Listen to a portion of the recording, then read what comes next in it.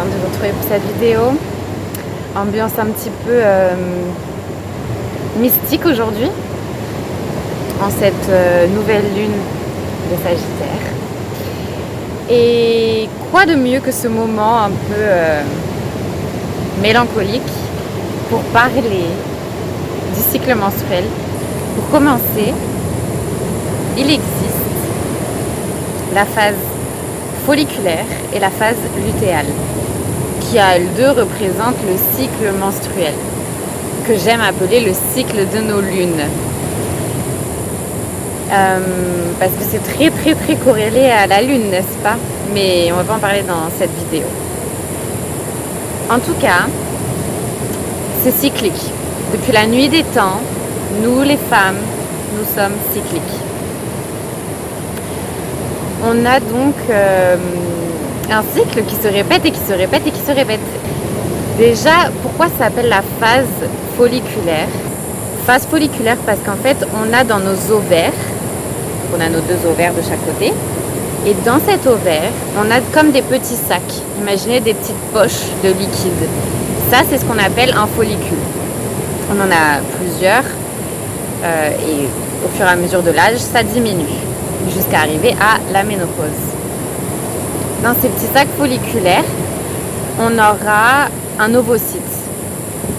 Okay, on est toujours dans l'ovaire, un des deux ovaires, parce qu'il fonctionne toujours par alternance. À chaque cycle, un mois c'est l'un, un mois c'est l'autre. Dans cet ovaire, donc, on a un ovocyte qui, grâce à cette phase folliculaire, va permettre la maturation de l'ovule dans l'ovaire. Et l'ovule, il sortira de l'ovaire en passant par les trompes de Fallope pour arriver dans l'utérus au moment de l'ovulation. Si à l'ovulation, il n'y a pas fécondation, la muqueuse se désintègre et c'est là qu'on a notre sang sacré. Voilà en gros l'image. Donc revenons à nos moutons. Une fois qu'on a libéré notre muqueuse et notre sang sacré, s'il n'y a pas eu fécondation, on a une poussée d'énergie. On connaît cette phase qui s'appelle aussi la phase de la jeune fille, pleine d'énergie, la vierge aussi. Bon, c'est aussi les cycles, les différentes saisons. On ne va pas en mettre trop d'un coup. Donc on a cette petite fille toute pleine d'énergie parce qu'on a plein d'œstrogènes qui sont en train de monter. Jusqu'à la phase ovulatoire, ils vont être en train de monter les hormones d'œstrogènes qui nous donnent de l'énergie. Ce qu'il y a aussi lors de cette phase, c'est les hormones de FSH et de LH. FSH, hormone folliculo-stimulant, donc hormone qui vient stimuler la croissance, la maturation de nos follicules, comme on en a parlé au début. Et la LH, qui est une hormone lutéinisante, d'où le nom de la phase lutéale qui vient ensuite. Cette hormone lutéinisante, elle va aussi avoir un bon pic. C'est tout, elle est absente. Mais au moment de l'ovulation, ça pique. L'hormone LH. Et l'hormone LH, c'est ce qui permet à l'ovule d'être libéré dans les trompes de Fallope. Donc ovule. Libéré dans les trompes de Fallope pour arriver dans l'utérus. N'est-ce pas magique? Voilà pour la phase folliculaire. À présent, on va passer à la phase lutéale. La phase lutéale, qui est ce moment où l'hormone de la FSH, elle a diminué, mais drastiquement. Elle a chuté juste après cette ovulation. Pareil pour l'hormone de la LH et pareil pour les œstrogènes. Qu'est-ce qu'on a qui arrive à ce moment-là? C'est l'hormone de la progestérone. L'hormone de la progestérone, elle vient faire des modifications à notre muqueuse. elle va s'adapter à s'il y a eu fécondation. Elle va s'adapter à ce que sa muqueuse, notre muqueuse, elle soit propice à ce que l'œuf, où il y a l'embryon, va pouvoir s'introduire dedans. Vous voyez l'utérus, les ovaires, les trompes de Fallope et l'utérus. Tout autour là, c'est la muqueuse. Et elle va s'épaissir pour permettre un bon nid douillet à cet œuf, à cet ovule. Fécondé ou non. S'il est fécondé, ensuite, il va être englobé avec la muqueuse. Bon, bref, c'est un autre sujet. Et s'il n'est pas fécondé, la muqueuse qui s'est épaissie, elle va se désintégrer avec ce cher ovule. Ça se désintègre et c'est ça qui sort par notre vagin, le sang sacré. J'aimerais qu'on voit la progestérone comme, dans cet utérus-là, comme le berceau du yin. Un petit berceau, un petit cocon douillet, doux, douillet, confortable, sombre aussi. Tout ce qui caractérise le yin. Je voudrais qu'on voit la progestérone comme ça. Et que si on a des soucis de syndrome prémenstruel ou de troubles de la fertilité ou de spotting. Le spotting, entre parenthèses, c'est un saignement vaginal mais qui n'a pas pour raison le sang sacré. Donc ce processus de la muqueuse qu'on vient de voir au moment où on éjecte tout ça. Et ça peut même donner des tumeurs de l'utérus. Donc en fait, ça, c'est un déséquilibre entre le yin de la progestérone et le yang de l'œstrogène. Pourquoi je dis ça? Parce que dans ce monde, on va pas forcément arrêter d'agir à partir du moment où on a ovulé et qu'on a notre énergie qui est en train de baisser, toute cette œstrogène qui baisse et qu'on a cette montée de progestérone beaucoup plus douce, accueillante, chaleureuse qui monte. Nous, on est dans un monde où ce qui est tout le temps, d'ailleurs, c'est pas cyclique en fait dans ce monde, c'est une ligne droite où c'est œstrogène power en fait. Vous voyez ce que je veux dire? Yang, action, survivre, bosser pour l'argent, faut y aller, on est en mode survie et il faut continuer. Et on n'est même pas conscient pour la plupart de tout ça, je pense. Hommes et femmes, hein, c'est pas parce qu'on est en train de parler de cycle menstruel que ça concerne que les femmes, loin de là. Donc on comprend bien que, en fait, si on ne s'adapte pas à la progestérone, il va y avoir une surproduction, yang, action, du développement de l'utérus. Ce qui est pas compatible avec recevoir l'œuf en douceur. Il y a un stand-by qui s'opère, qui se crée. Il y a un break, il y a une pause, introspection, ralentir. Et ça ne veut pas dire qu'on est en train de rien faire. Encore une fois, l'utérus, il est en train de se préparer. On peut aussi voir ça comme la fleur de la vie. La signification de la fleur de la vie, elle est magnifique. Et c'est aussi la signification du cycle de la vie naturelle. Parce que on a cette fougue d'énergie, œstrogène, la Vierge. D'ailleurs, la Vierge aussi, en termes de signe astrologique, elle représente le fleurissement, la fécondité. Donc on a cette phase super énergique où on va pouvoir créer, fabriquer une fleur. On va passer d'une graine à créer une fleur.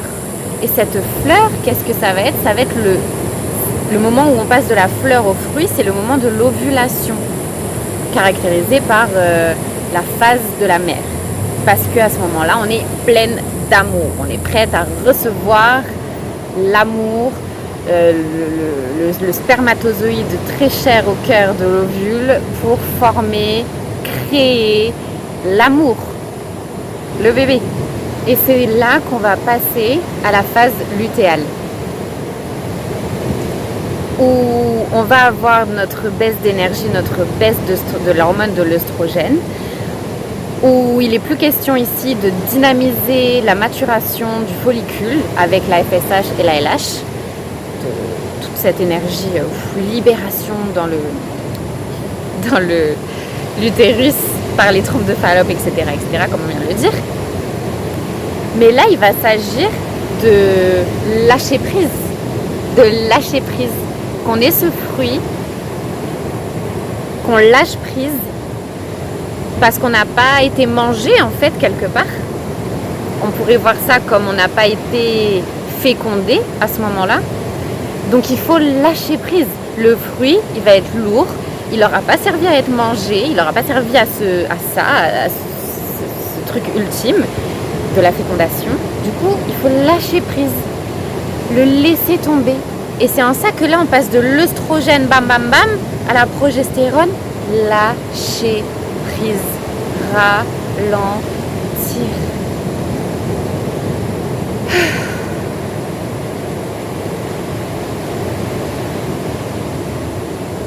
Pour qu'ensuite la petite graine, elle puisse s'installer confortablement dans une terre, dans un bon environnement propice.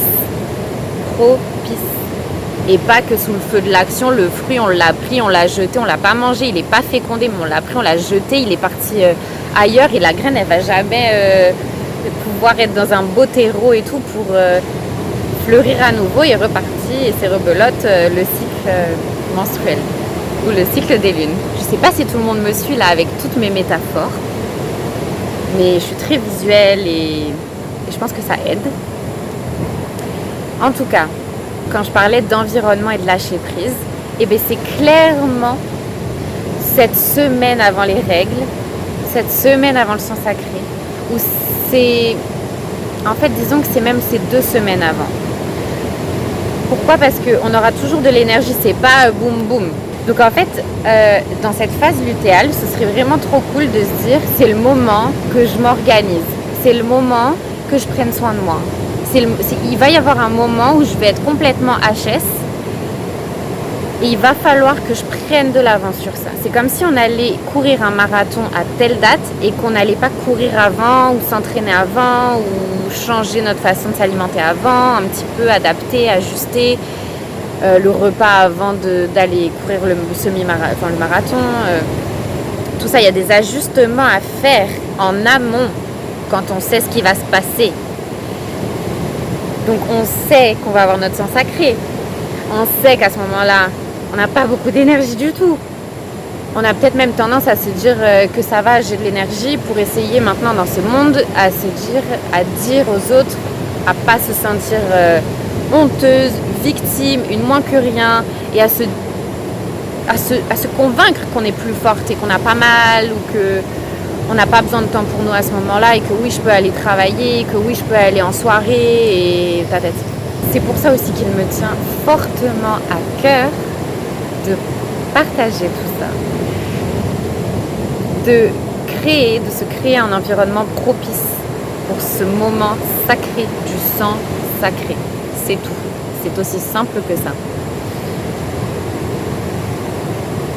On va en amont, je sais pas moi, on va décider de se couper les cheveux peut-être si ça fait un moment qu'on trouve qu'ils sont secs et qu'on se sent pas bien avec ça dans notre corps. Ça va pas nous aider à nous sentir bien au moment sacré. De se prendre un bain, de s'épiler, de commencer à s'organiser au niveau des courses, les courses, avoir tout ce qu'il faut pour manger sur la semaine à venir ou les 2 semaines à venir ou les 3 semaines à venir. On s'organise comme on veut, mais d'avoir tout ça et de même préparer des repas en avance, faire un grand plat de lasagne avec des protéines de soja, un grand plat de lasagne qui va me durer plein de jours et que j'aurais plus qu'à réchauffer si j'ai mes lunes à ce moment-là, mon sang sacré. Ou même les jours avant où on commence déjà à être un peu dans le flou-flou, peut-être un peu à perdre la tête. Il faut qu'on s'amène nous-mêmes, qu'on soit apte et capable de nous-mêmes prendre soin de nous. Donc ça passe par la préparation. Tout ça, c'est juste des exemples, mais on peut aussi commencer à se recueillir avec notre petit hôtel, si on a un hôtel, avec avoir bien des bougies à disposition, de l'encens, le palo santo, la sauge, nos petites pierres précieuses qui nous aident à vivre ce moment sacré. Des huiles essentielles à disposition. Pensez à tous ces petits détails qu'on aurait besoin à ce moment-là. Laver nos culottes prémenstruelles si c'est ce qu'on utilise, ou la cup si c'est ce qu'on utilise. Ce cycle menstruel, ce cycle qui nous définit, nous les femmes, ce cycle qui définit la vie, ce cycle qui définit même l'humain, de sa naissance à la mort, c'est aussi un cycle. Tout est cycle dans ce monde, tout est cycle. Les cycles du soleil qui tourne autour de la Terre, 365 jours, et que c'est mon anniversaire, ou plutôt révolution solaire. La lune qui tourne autour de la Terre, cyclique aussi. C'est tout bête en fait, c'est tout bête. J'espère vraiment que tout ça apporte beaucoup de, je sais pas, à la fois du scientifique, quand on parle d'hormones, de tous ces termes un peu qui peuvent paraître compliqués, follicules, ovocytes, nanana, on sait pas où c'est quoi. Bon, j'espère que ça apporte plus de clarté à ce niveau-là, parce que c'est important de comprendre ce qui se passe dans notre bassin, dans notre utérus. Et encore une fois, pour les hommes comme pour les femmes, c'est important que les deux le sachent. C'est trop important. C'est physique, c'est physiologique. Il suffit de l'apprendre. Mais ensuite, il y a aussi toute cette notion de comment je m'adapte à tout ça. Comment je m'apporte de l'amour. Comment j'apporte de l'amour à ce cycle. Je voudrais finir en donnant une touche aussi d'un livre que j'ai lu et que je vous conseille qui s'appelle The Moon Alchemy Handbook. Donc pour ceux qui parlent anglais, ça veut dire le livre alchimique de la Lune. Écrit par Nicolas Géna. Je vous mettrai le lien en barre de description parce qu'il y a un passage notamment que je tiens à vous dire là tout de suite, qui est qu'il y a 3 bénéfices notamment que de se créer cet espace sacré du sein sacré, des règles et des lunes sacrées, de notre cycle sacré, qui sont que ça va apporter une clarté mentale et plus de concentration, parce qu'on va être dans un environnement où on va pas être distraite par oh il me manque ça, il faut que j'aille aux courses, oh tatati tatata, tous ces détails qu'on aura tenté au mieux qu'on puisse. On est humain, on est parfait dans notre imperfection. Et il y aura toujours des challenges, mais au moins de se débarrasser du maximum. Ça apporte clarté mentale et concentration, qui est fondamentale à ce moment-là où notre énergie baisse. Ça va nous apporter aussi une guérison émotionnelle. On va pouvoir avoir ce cocon où on va pouvoir un peu plus ressentir nos émotions, parce qu'on ne sera pas non plus préoccupé par toute cette organisation, etc. qu'on aura fait en amont. Et enfin, ça va nous apporter une connexion spirituelle, parce que selon les croyances de chacun, c'est un moment où on est dans une bulle et qu'on va prier, pour ceux qui prient, méditer, se recueillir, simplement respirer en conscience, et ça va permettre des ouvertures, mais grandioses. C'est encore une fois une sorte de lâcher prise que de passer par cette étape de croire en plus grand que soi et de comprendre que par la respiration et par la présence et la conscience de l'instant présent, parce que c'est tout ce qui compte, l'instant présent, à ce moment-là, pourquoi le cycle menstruel il est aussi sacré, c'est parce que au plus on lâchera prise, au plus il y a des informations, des données, des tilts, des clarifications qui vont arriver d'elles-mêmes. Et ça, c'est complètement magique. Et ça, c'est complètement pas à contrôler non plus. C'est toujours différent à chaque cycle parce que chaque instant est différent. Faut vraiment pas oublier, faut vraiment pas tomber dans un dogme, quel qu'il soit. Que ce soit de trop rester dans l'aspect pratico-pratique et scientifique de ce qui se passe, mais de bien laisser l'espace à l'intuition, l'espace à l'introspection, l'espace à ouvrir le cœur et à ressentir avec le cœur.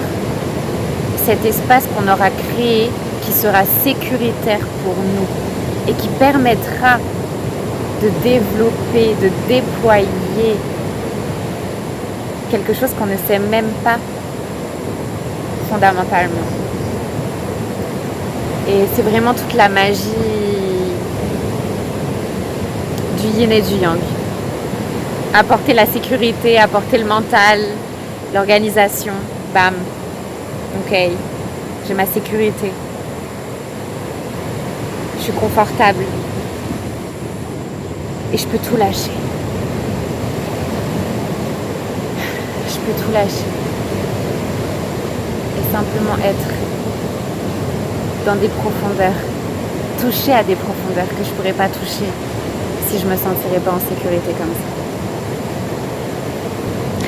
Voilà. Je vous envoie plein d'amour. Si vous avez des questions sur ce cycle incroyable, magnifique, je suis à votre disposition, complète. Ça me ferait la plus grande joie. Et je vous souhaite un cycle de lune mais divin. Je vous souhaite de vous soutenir à vous-même et je vous souhaite de vous entourer de personnes qui vous soutiennent et qui vous comprennent. Et plein d'amour.